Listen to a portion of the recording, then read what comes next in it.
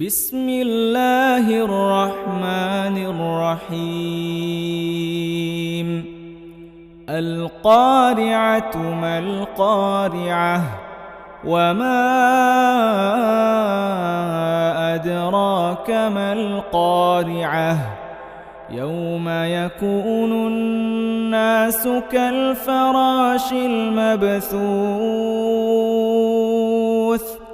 وتكون الجبال كالعهن المنفوش فأما من ثقلت موازينه فهو في عيشة راضية وأما من خفت موازينه